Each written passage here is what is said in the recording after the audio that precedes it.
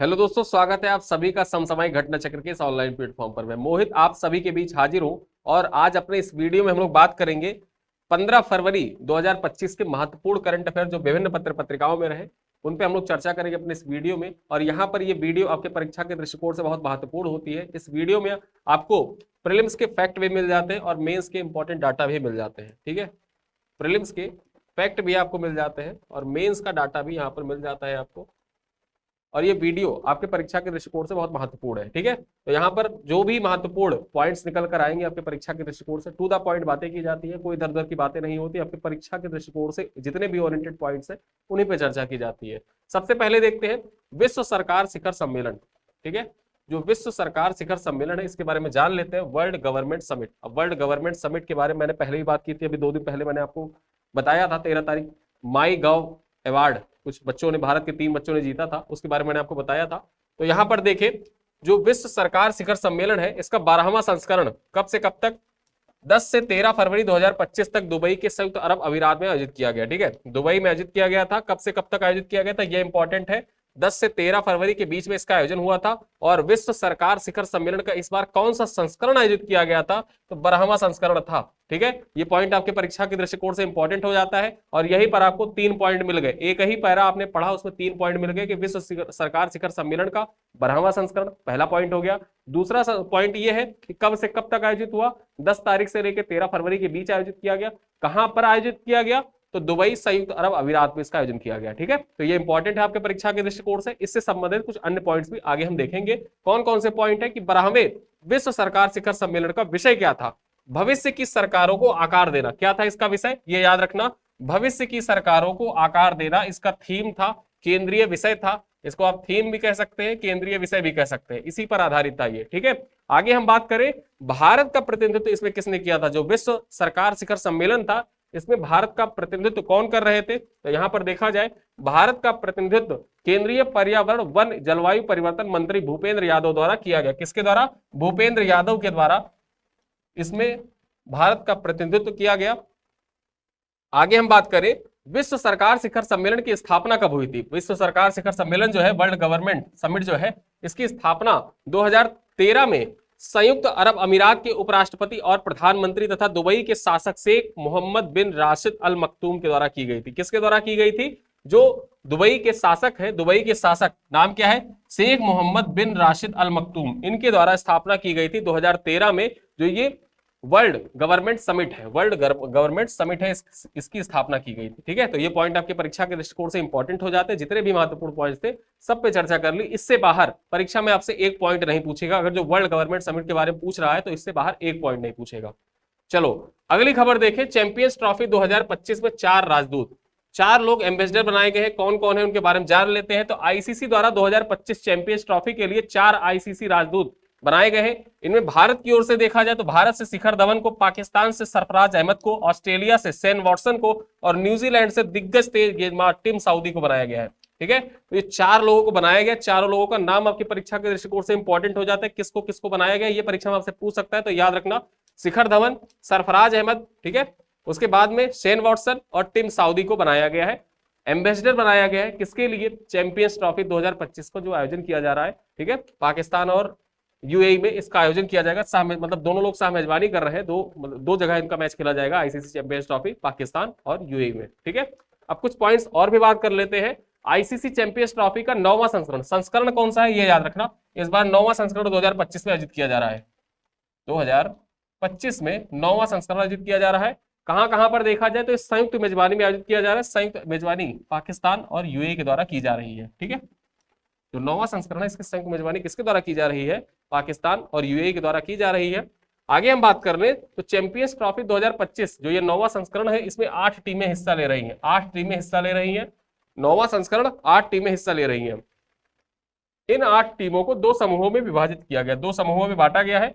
समूह ए यानी कि ग्रुप ए की बात कर ले तो ग्रुप ए में कौन कौन सी टीम है, पाकिस्तान, न्यूजीलैंड, भारत और बांग्लादेश को शामिल किया गया है। वहीं हम ग्रुप बी की बात कर ले तो दक्षिण अफ्रीका, अफगानिस्तान, इंग्लैंड और ऑस्ट्रेलिया को शामिल किया गया। तो चैंपियंस ट्रॉफी में अभी तक के लिए जितनी महत्वपूर्ण खबरें आपके लिए है वो ये है। और जब चैंपियंस ट्रॉफी मैच स्टार्ट हो जाएगा विजेता कौन है, उपविजेता कौन है, सबसे ज्यादा रन किसने बनाए, सबसे कम रन किसने बनाए, इन सब पर जब चैंपियंस ट्रॉफी खत्म होगा उसके बाद डिटेल में हम लोग एक वीडियो लेकर आएंगे। अगली खबर क्या है, पैरा तीरंदाजी एशिया कप विश्व रैंकिंग प्रतियोगिता, इसके बारे में जान लेते हैं। स्पोर्ट्स से रिलेटेड करंट अफेयर आपके परीक्षा के दृष्टिकोण से इंपॉर्टेंट होते हैं, भर भर के क्वेश्चन पूछे जाते हैं।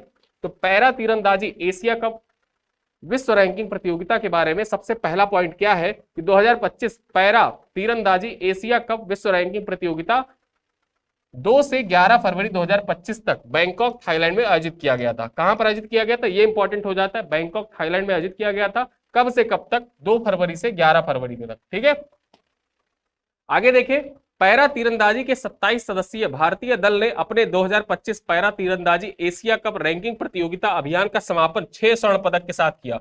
6 स्वर्ण पदक जो भारतीय टीम था, भारतीय टीम में टोटल कितने सदस्य थे, 27 सदस्य थे, और भारतीय टीम को कितने स्वर्ण पदक मिले हैं, जो पैरा तीरंदाजी एशिया कप हुआ था उसमें 6 स्वर्ण पदक मिले हैं। और पदक तालिका में कौन सा स्थान था, तो पदक तालिका में देखा जाए तो पहला स्थान था। ठीक है, पहला स्थान भारत का था, दूसरा स्थान किसका था, तो दूसरा स्थान जो मेजबान थाईलैंड थी, दूसरा स्थान उनका था। अब इससे संबंधित कुछ पॉइंट्स और भी देख लेते हैं जो आपकी परीक्षा के लिए महत्वपूर्ण हो सकते हैं। पदक तालिका में दूसरा स्थान मेजबान थाईलैंड का रहा, जिसने 3 स्वर्ण पदक, 1 रजत पदक और 4 कांस्य पदक सहित कुल 8 पदक जीते। यानी थाईलैंड के कितने पदक थे, टोटल 8 पदक थे। वहीं पर देखा जाए तो इस प्रतियोगिता में कुल मिलाकर भारतीय दल को 12 पदक मिले। 12 पदक के साथ जो भारतीय दल था वो जो पदक तालिका थे उसमें पदक तालिका में शीर्ष स्थान पर था, शीर्ष था। 6 स्वर्ण पदक, 3 रजत पदक और 3 कांस्य पदक भारतीय टीम ने जीते। भारतीय टीम में टोटल कितने मेंबर थे, 27 सदस्य थे। 27 सदस्यों में देखा जाए तो 12 पदक आए हैं। ठीक है, मेजबानी कहां पर की गई थी, मतलब ये आयोजन कहां पर किया गया था, बैंकॉक थाईलैंड में आयोजित किया गया था। और ये आपके परीक्षा के दृष्टिकोण से इंपॉर्टेंट है, याद रखिएगा, स्पोर्ट्स करंट अफेयर के दृष्टिकोण से बहुत महत्वपूर्ण है। अगली खबर देखें, अवर जर्नी टुगेदर। अब अवर जर्नी टुगेदर पुस्तक है, ये किताब है। नरेंद्र मोदी जी जब अमेरिका में व्हाइट हाउस में डोनाल्ड ट्रंप से मिल रहे थे, तो उसी दौरान ट्रंप ने एक किताब, एक फोटो फ्रेम की, मतलब एक कोलाज था, फोटो कोलाज था, वो गिफ्ट किया था। अब वो फोटो कोलाज एक किताब के रूप में था, और उस किताब का जो शीर्षक था, वो शीर्षक क्या था, अवर जर्नी टुगेदर। ठीक है, तो यहां पर देखें, अमेरिका के राष्ट्रपति डोनाल्ड ट्रंप ने अपनी पुस्तक अवर जर्नी टुगेदर प्रधानमंत्री मोदी को उपहार स्वरूप भेंट की है।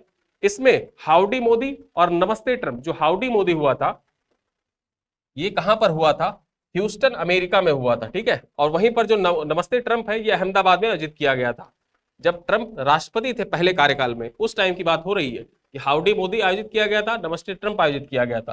ठीक है, और उसकी जो महत्वपूर्ण झलकियां हैं उन झलकियों को इस किताब में दर्शाया गया है, और किताब का नाम क्या है, अवर जर्नी टुगेदर। ठीक है, अवर जर्नी टुगेदर, और ये किसकी किताब है, डोनाल्ड ट्रंप की किताब है, ये याद रखना। ठीक है, अगली खबर देखें, माउंट एटना ज्वालामुखी फिर से हुआ सक्रिय। माउंट एटना ज्वालामुखी जो है ये फिर से सक्रिय हो गया है, और इससे संबंधित जो पॉइंट्स उनको देख लेते हैं। माउंट एटना इटली की दक्षिणी भाग में सिसिली द्वीप पर स्थित है। जो माउंट एटना है वो कहां पर स्थित है, सबसे पहले इंपॉर्टेंट हो जाता है। ज्योग्राफी के दृष्टिकोण से कई बार ये परीक्षा में आपसे पूछा जा चुका है, फिर से पूछा जा सकता है कि माउंट एटना, जब भी कोई विस्फोट होता है, कोई आपदा आती है, तो ऐसे सवाल आपकी परीक्षाओं में पूछे जाते रहे हैं। ठीक है, ज्वालामुखी विस्फोट हुआ, या कहीं भूकंप आया, या कहीं प्लेन क्रैश हो गया, तो ऐसे क्वेश्चन परीक्षा में पूछे जाते हैं। उस दृष्टिकोण से ये इंपॉर्टेंट हो जाता है आपकी परीक्षा के दृष्टिकोण से, ध्यान लगा के देखिए। माउंट एटना ज्वालामुखी फिर से हुआ सक्रिय। माउंट एटना इटली के दक्षिणी भाग में सिसिली द्वीप पर स्थित है। कहां पर, इटली के दक्षिणी भाग के सिसिली द्वीप पर स्थित है। यह आल्प्स के दक्षिण में इटली की सबसे ऊंची चोटी है। आल्प्स के दक्षिण में देखा जाए तो ये इटली की सबसे ऊंची चोटी है। परीक्षा में आपसे पूछ ले इटली की सबसे ऊंची चोटी कौन सी है, माउंट एटना है। ठीक है, आगे बात करें, यूरोप की सबसे सक्रिय ज्वालामुखी विश्व की सबसे बड़े ज्वालामुखियों में से एक है।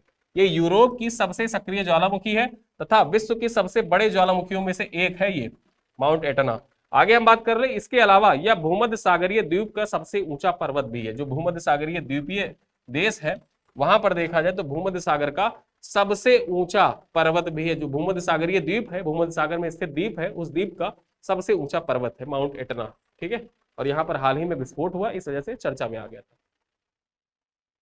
अगली खबर देखें, एशिया के 20 सबसे अमीर परिवार। एशिया के 20 सबसे अमीर परिवारों में देखा जाए तो अंबानी शीर्ष पर, अंबानी परिवार है, अब वो सबसे शीर्ष पर है। तो ये रिपोर्ट किसके द्वारा जारी की गई है, एशिया के सबसे अमीर परिवार, ब्लूमबर्ग द्वारा एशिया के 20 सबसे अमीर परिवारों की सूची जारी की गई। किसके द्वारा जारी की गई है? ब्लूमबर्ग के द्वारा जारी की गई है। एशिया के 20 सबसे अमीर परिवारों की सूची जारी की गई है। और यहां पर देखा जाए तो रिलायंस इंडस्ट्रीज के अध्यक्ष मुकेश अंबानी की सूची में पहला स्थान है। ठीक है, किसका पहला स्थान है? मुकेश अंबानी का इस सूची में पहला स्थान है। आगे हम बात कर ले, इस सूची में जिंदल, बिरला, बायजूस, ठीक है, बजाज, हिंदुजा ग्रुप इत्यादि परिवारों को शामिल किया गया। विभिन्न ग्रुप्स है, हिंदुजा ग्रुप, फिर उसके बाद जिंदल ग्रुप, बजाज ग्रुप, इन परिवारों को शामिल किया गया है। यहां पर एक बात खास ये है कि इस यहां पर गौतम अडानी को इस सूची में शामिल नहीं किया गया, क्योंकि ब्लूमबर्ग ने रैंकिंग में वंशानुगत संपत्ति पर फोकस किया है। वंशानुगत मतलब एक पीढ़ी दर पीढ़ी जो संपत्ति चली आ रही है उस संपत्ति पर फोकस किया है, और उसी संपत्ति पर फोकस करते हुए बनाया है अपना ये जो सूची है, इंडेक्स है, उसको तैयार किया है। और इस इंडेक्स में जो एशिया के 20 सबसे अमीर परिवार है उन परिवारों की रैंकिंग में देखा जाए तो अंबानी परिवार को शीर्ष पर रखा गया है। ठीक है, आपके परीक्षा के दृष्टिकोण से इंपॉर्टेंट है। आगे देखें, चीन में जुरासिक काल के सबसे पुराने जीवाश्म की खोज की गई है। अब चीन में जुरासिक काल के सबसे पुराने जीवाश्म की खोज की गई है, आपके परीक्षा के दृष्टिकोण से महत्वपूर्ण हो जाता है। बात करें तो पूर्वी चीन के फुजियान प्रांत में चीनी वैज्ञानिकों ने एक छोटी पूंछ वाली पक्षी के जीवाश्म खोजा है, जो सबसे पुराना लगभग 150 मिलियन वर्ष पुराना बताया जा रहा है। ठीक है, जुरासिक युग के सबसे पुराना पक्षी बताया जा रहा है यहां पर। इस जीवाश्म पक्षी बेमिनोसिस झेंगहेंसिस नाम से जाना जाता है। किस नाम से? इस जीवाश्म पक्षी को बेमिनोसिस झेंगेनेस के नाम से जाना जाता है। आगे बात करें, इसकी छोटी पूंछ पाइगोस्टाइल नामक एक मिश्रित हड्डी को समाप्त होती है। ठीक है, जो पाइगोस्टाइल नामक एक मिश्रित हड्डी होती है इसी में समाप्त होती है।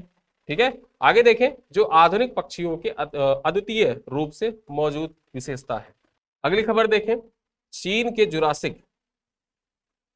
में जुरासिक काल का सबसे पुराना जीवाश्म खोजा गया है। ठीक है, चीन में जुरासिक काल का सबसे पुराना जीवाश्म खोजा गया है, और इससे संबंधित जो पॉइंट है उन पे चर्चा कर लेते हैं। तो पूर्वी चीन के फुजियान प्रांत में चीनी वैज्ञानिकों ने एक छोटी पूंछ वाले पक्षी का जीवाश्म खोजा है, जो सबसे पुराना लगभग 150 मिलियन वर्ष पुराना बताया गया। जो जीवाश्म खोजा है ये कहां पर खोजा गया है? तो ये जो पूर्वी चीन का फुजियान प्रांत है वहां पर खोजा गया है, और इस जीवाश्म को लगभग 150 मिलियन वर्ष पुराना बताया गया है। और इसकी खास बात क्या है, जो ये जीवाश्म मिली है, इस जीवाश्म की एक खास बात यह है कि इसकी छोटी पूंछ है पाइगोस्टाइल नामक एक मिश्रित हड्डी में समाप्त होती है, जो आधुनिक पक्षियों के अद्वितीय रूप से मौजूद एक विशेषता है। ठीक है, तो ये इसकी विशेषता है, जो ये जीवाश्म पाया गया है 150 मिलियन वर्ष पुराना, वो इसकी मुख्य विशेषता याद रखिएगा। और ये कहां पर खोजा गया है? चीन में जुरासिक काल का सबसे पुराना जीवाश्म खोजा गया है। परीक्षा में आपसे पूछ ले कि हाल ही में किस देश में जुरासिक काल का सबसे पुराना जीवाश्म खोजा गया है? चीन में खोजा गया है। अगली खबर देखें, पद्मश्री से कन्नड़ लोक गायिका बोम्मा गौड़ा का निधन। ठीक है, पद्मश्री से सम्मानित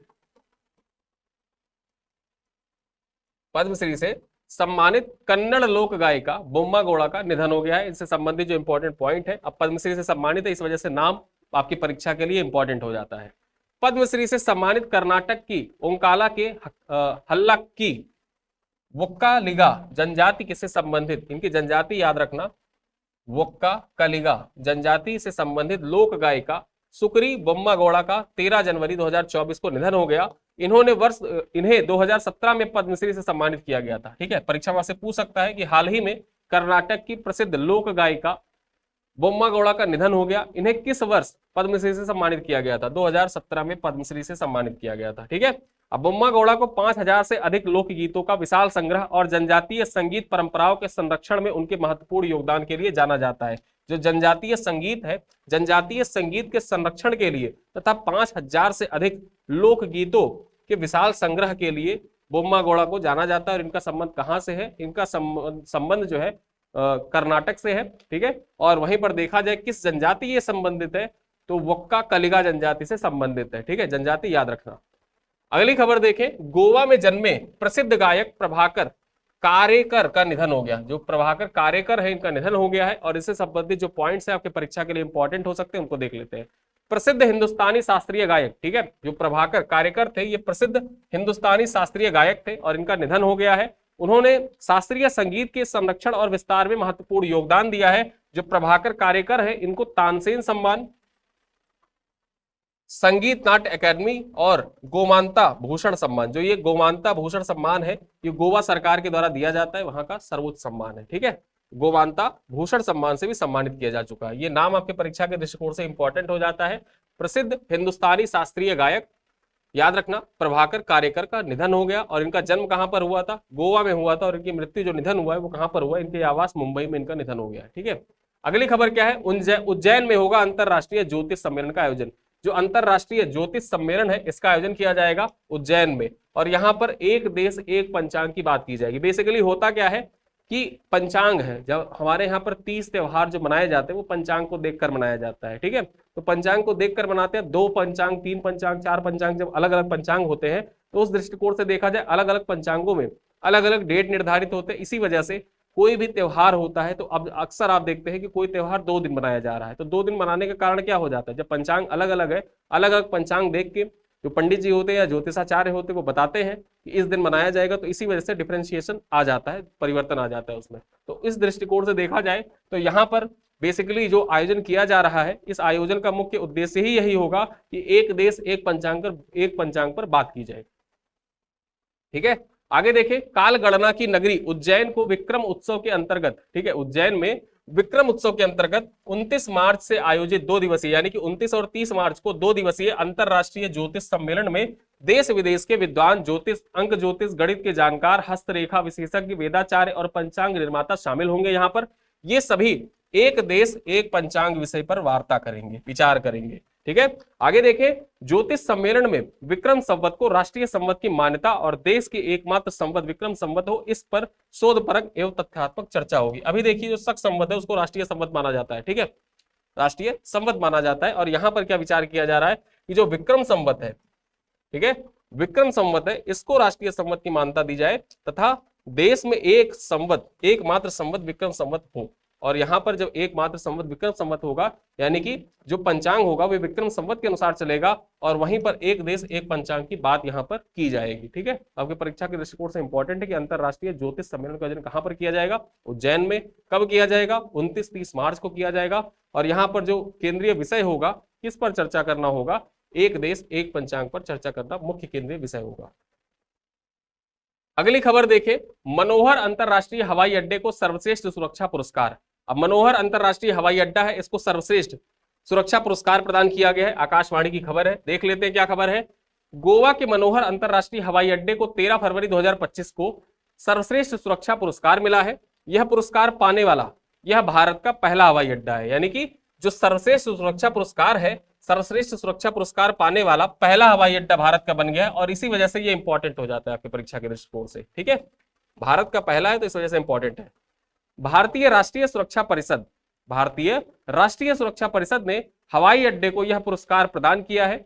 यह पुरस्कार सुरक्षा और परिचालन उत्कृष्टता के प्रति हवाई अड्डे की प्रतिबद्धता को मान्यता प्रदान करता है। ठीक है, किसके द्वारा दिया गया है? तो भारतीय राष्ट्रीय सुरक्षा परिषद के द्वारा प्रदान किया गया है। और यह पुरस्कार क्या है? सुरक्षा और परिचालन उत्कृष्टता के प्रति हवाई अड्डे की, जो ये मनोहर अंतरराष्ट्रीय हवाई अड्डा है, इसकी प्रतिबद्धता को मान्यता प्रदान करता है। ठीक है, आगे बात करें तो भारत सरकार के श्रम एवं रोजगार मंत्रालय ने भारतीय राष्ट्रीय सुरक्षा परिषद के माध्यम से यह पुरस्कार प्रदान किया है। ठीक है, ये पुरस्कार जो है ये बेसिकली किसके द्वारा दिया जाता है?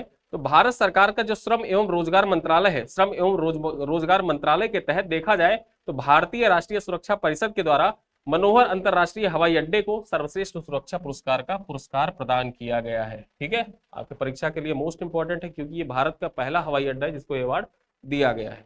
अगली खबर क्या है? आईआईटी गुवाहाटी द्वारा लचीले हीटिंग फैब्रिक का आविष्कार किया गया है। एक बेसिकली देखा जाए तो एक शर्ट की तरह है, लचीला फैब्रिक जो ये है, हीटिंग फैब्रिक है। ठीक है, इसका निर्माण किसके द्वारा किया गया? आईआईटी गुवाहाटी के द्वारा किया गया है। आकाशवाणी की खबर है, क्या खबर है? आईआईटी गुवाहाटी के शोधकर्ताओं ने एक जल विकर्षक सुचालक कपड़ा विकसित किया है।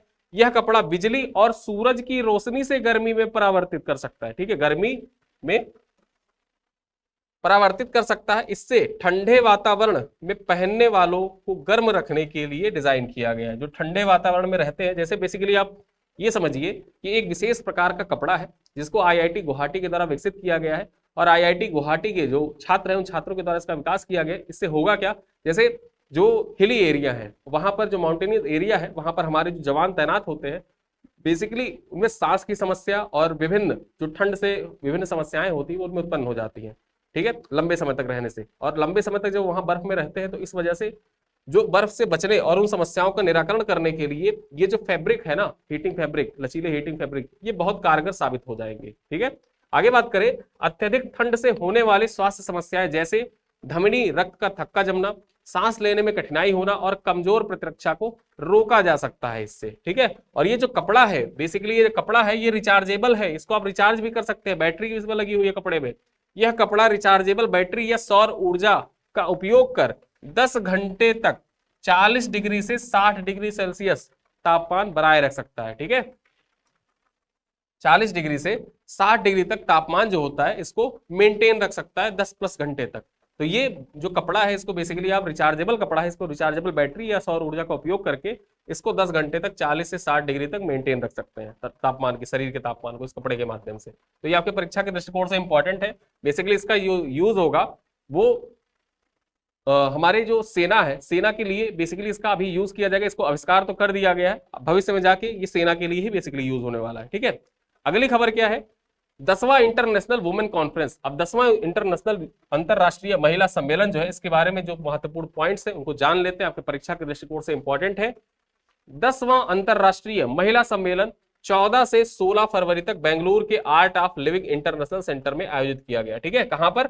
बेंगलुरु के art of living international centre में आयोजित किया गया। और ये आकाशवाणी की खबर है। आकाशवाणी की खबर मैं आपको क्यों बता रहा हूं, बता इसलिए रहा हूं, ठीक है, क्योंकि आप दैनिक भास्कर पढ़ेंगे, दैनिक भास्कर या अन्य कोई भी न्यूज़पेपर हो सकता है, तो वहां पर थोड़ा सा गड़बड़ लिखा हुआ है। ये बेंगलुरु की जगह इसने क्या लिख दिया है, दिल्ली लिख दिया है, ठीक है, दिल्ली लिख दिया है। तो इसी वजह से कंफ्यूज हो सकते हैं और गड़बड़ कर सकते हैं, परीक्षा में पूछ लिए तो गड़बड़ हो जाएगा। इसी वजह से यहाँ पर जो प्रमाणित चीजें हैं वही आपके समक्ष प्रस्तुत की जा रही हैं। आकाशवाणी की खबर है कि बेंगलुरु में आयोजन किया जा रहा है, ठीक है, 10वां अंतरराष्ट्रीय महिला सम्मेलन। कब से कब तक? 14 फरवरी से 16 फरवरी तक, ठीक है। किसके द्वारा आयोजित किया जा, कहां पर आयोजित किया जा रहा है? तो art of living international centre में इसका आयोजन किया जा रहा है। आर्ट ऑफ लिविंग जो सोसाइटी है, श्री श्री रविशंकर की आर्ट ऑफ लिविंग संस्था है, उसी के द्वारा इसका आयोजन किया जा रहा है। आगे बात करें, इस सम्मेलन का उद्घाटन भारत की राष्ट्रपति द्रौपदी मुर्मू द्वारा किया जाएगा। इसी वजह से ये इंपॉर्टेंट हो रहा है, ठीक है, और इंपॉर्टेंट है, आपके परीक्षा में पूछा जा सकता है। और अगर आपने बेंगलुरु की जगह दिल्ली टिक कर दिया तो गलत हो जाएगा, ठीक है। कहां पर? बेंगलुरु में इसका आयोजन किया जा रहा है। यहां पर देखा जाए, इस ऐतिहासिक सम्मेलन में 60 से अधिक वक्ता और 500 से अधिक प्रतिनिधि भाग लेंगे। सम्मेलन का विषय याद रखिए, थीम याद रखिए। थीम क्या है? Just be. क्या थीम है? Just be. इस वर्ष सम्मेलन का विषय है, केंद्रीय विषय इस वर्ष क्या है? जस्ट बी है।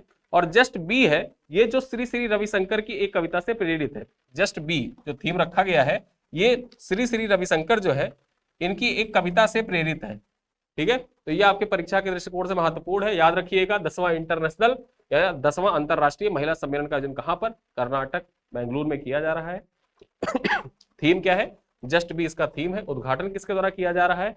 राष्ट्रपति द्रौपदी मुर्मू के द्वारा इसका उद्घाटन किया गया, ठीक है। अब आज के जो इंपॉर्टेंट महत्वपूर्ण करंट अफेयर थे वो समाप्त होते हैं। आपके लिए जो प्रश्न है वो प्रश्नों की श्रृंखला यहाँ स्टार्ट होती है। और एक चीज आप लोग जरूर किया करिए, जैसे आपको डेली वीडियोस मिल रहे हैं, यानी कि हमारा कमिटमेंट है कि हम डेली वीडियो आपके लिए लाते रहेंगे, ठीक है। हम एक भी दिन मिस नहीं करते, डेली वीडियो लाते रहते हैं आपके लिए। कभी अगर जो शनिवार है या रविवार है तो रविवार का जो दिन होता है उसको रविवार के करंट अफेयर को हम सोमवार में मर्ज करके दोनों एक साथ लेकर आते हैं। तो हमारा ये उद्देश्य होता है कि डेली हमारा इंटरेक्शन आपसे बना रहे।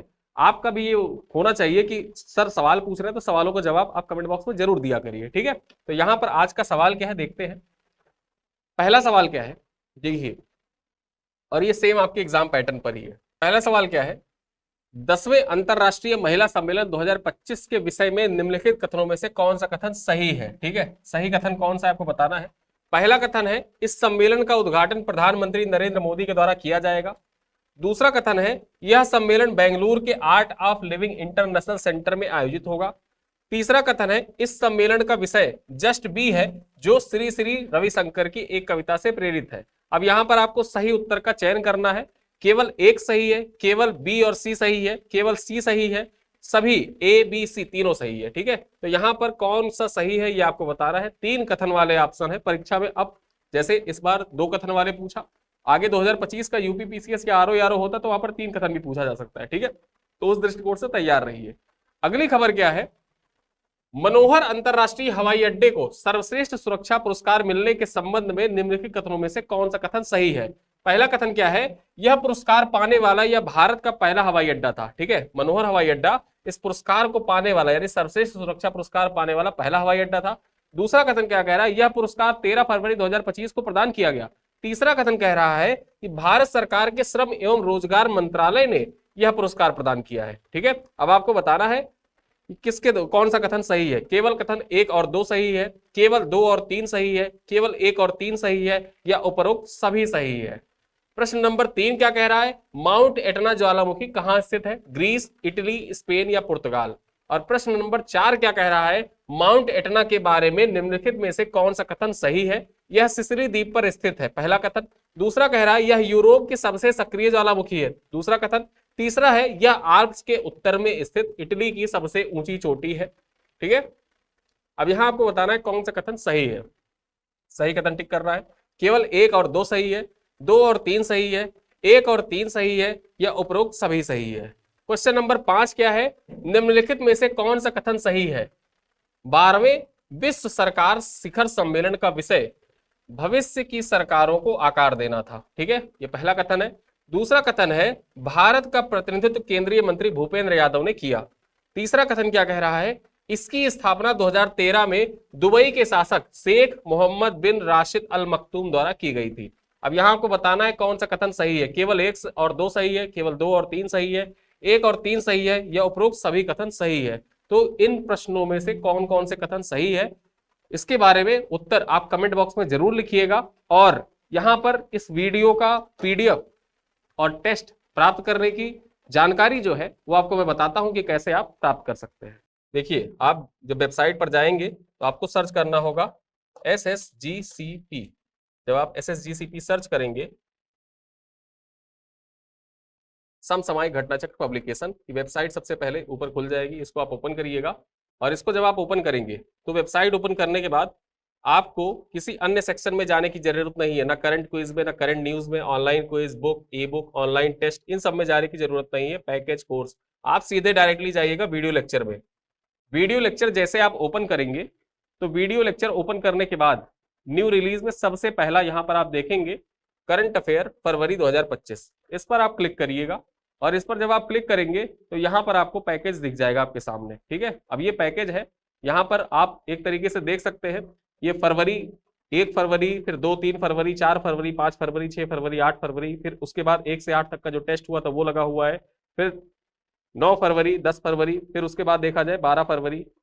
ठीक है, तो यहाँ पर ये सारे लगे हुए हैं, और इसका जैसे यहाँ पर वीडियो लगा है, फिर उसके बाद पीडीएफ लगा हुआ है। वीडियो आप प्ले करेंगे एज यूजुअल, जैसे वीडियो होता है वीडियो आपका चलना स्टार्ट हो जाएगा ऐप पर भी। ठीक है, और यहाँ पर पीडीएफ भी लगा हुआ है, पीडीएफ आप प्राप्त कर सकते हैं। और इसी पीडीएफ के बगल में आज से आपको टेस्ट भी उपलब्ध होना स्टार्ट हो जाएगा। डेली जो आप करंट अफेयर पढ़ते हैं, डेली करंट अफेयर पढ़ने के बाद आप जाइएगा हमारे ऐप पर, वहां पर आप टेस्ट अटेम्प्ट कर सकते हैं। यहां पर आपको पर डे 10 क्वेश्चन, ठीक है, 10 क्वेश्चन का टेस्ट मिल जाएगा, जो उसी जिस दिन आपने जो चीज पढ़ा है उसी पर आधारित होगा। वो 10 क्वेश्चन आप वहां पे अटेम्प्ट कर सकते हैं। और ये टेस्ट, ये जो टेस्ट होगा ये लाइव होगा। ठीक है, लाइव टेस्ट होगा। लाइव टेस्ट होने के बाद आपको तुरंत वहां रैंक भी आपकी पता चल जाएगी, कितने क्वेश्चन हुए, आंसर भी आपको तुरंत पता चल जाएगा। ठीक है, और ये जो क्वेश्चन होंगे ये क्वेश्चन बाइलिंगुअल होंगे, मतलब हिंदी और इंग्लिश का जो बैरियर है वो बैरियर पूरी तरीके से समाप्त हो जाएगा। कि हिंदी वाले अटेम्प्ट कर रहे हैं, इंग्लिश वाले कहते हैं कि सर इंग्लिश में रखिए, कंटेंट इंग्लिश में दीजिए। देखिए, इंग्लिश वालों के लिए भी एक सूचना है। सूचना ये है कि आप जो करंट अफेयर यहाँ पर पढ़ते हैं, जो वीडियो आता है, वीडियो हिंदी में आ रहा है, लेकिन आपके लिए कंटेंट जो आएगा वो पीडीएफ इंग्लिश में भी आएगी और हिंदी में भी आएगी। ठीक है, जो आप प्रिंटेबल पीडीएफ आपको मिलेगा वो प्रिंटेबल पीडीएफ हिंदी और इंग्लिश दोनों में मिलेगा। जब आप हमारे ऐप पर जाएंगे, आप इस कोर्स में एनरोल करेंगे, जैसे आपने बाई नाउ किया, तो बाई नाउ करने के बाद यहाँ पर आप देख सकते हैं सेल प्राइस 25 रुपए लिखी, लेकिन ये आपको 25 रुपए पे नहीं करना है, 25 रुपए आपका नहीं लगेगा। अभी आप ऑफर चल रहा है तो यहाँ पर 25% ऑफ हो जाएगा। जब 25% ऑफ होगा तो ये करीब 18 रुपए का आपको पड़ेगा। और इस 18 रुपए में क्या क्या चीजें आपको मिल रही हैं, पहले तो आपको वीडियो मिल रहा है, ठीक है, वीडियो भी आपको मिल रहा है, वीडियो लगातार आ ही रहे हैं। इसके बाद आपको यहाँ पर जो क्लास पीपीटी होती है, क्लास पीपीटी भी आपको मिल जाएगी, क्लास क्लास पीडीएफ भी आपको मिल जा रही है, ठीक है। क्लास पीडीएफ के बाद आपको डेली 10 क्वेश्चन मिल जा रहे हैं टेस्ट के लिए। अब 10 क्वेश्चन मिल जा रहे हैं, उसके बाद में जब आप ग्रुप ज्वाइन कर लेंगे, मतलब आपने कोर्स ज्वाइन कर रखा है, तो आपको एक व्हाट्सएप कम्युनिटी का लिंक दे दिया जाता है। उस व्हाट्सएप कम्युनिटी में जो डेली का प्रिंटेबल पीडीएफ होता है, वो डेली का प्रिंटेबल पीडीएफ भी आपको मिल जाता है कि आप चाहे तो आप उसको प्रिंट करा के A4 साइज का पीडीएफ होता है वो आपको मिल जाता है। महीने के एंड में आपको 200 प्रश्नों का, ठीक है, 200 प्रश्नों का एक फुल टेस्ट मिल जाएगा। और उसके बाद में लास्ट में क्या होगा, पूरा महीना एंड होने के बाद एक कंप्लीट पीडीएफ आपको मिल जाएगी, कंप्लीट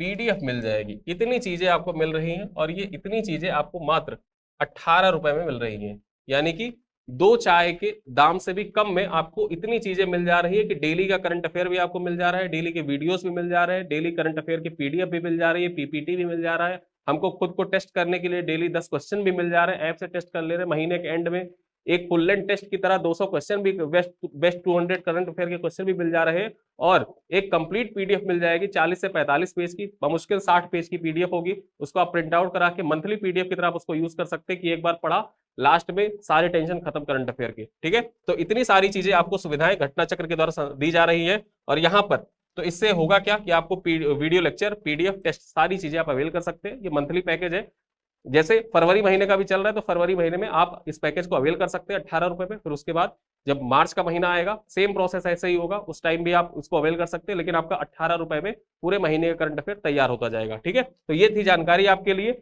और मैं आपको बता दूं, जब आप ये बैच यानी कि ये पैकेज जब बाई करते हैं, तो बाई करने के बाद उसके 24 घंटे बाद आपको एक व्हाट्सएप का लिंक, जिस नंबर से आपने लॉगिन किया है ऐप पर लॉगिन है, वेबसाइट से आपने लॉगिन किया है, उसी नंबर पर आपको एक लिंक भेज दी जाती है व्हाट्सएप कम्युनिटी की, और उस व्हाट्सएप कम्युनिटी में आप ज्वाइन कर सकते हैं। वहां का डिस्कशन है, डिस्कशन में भी आप ज्वाइन कर सकते हैं।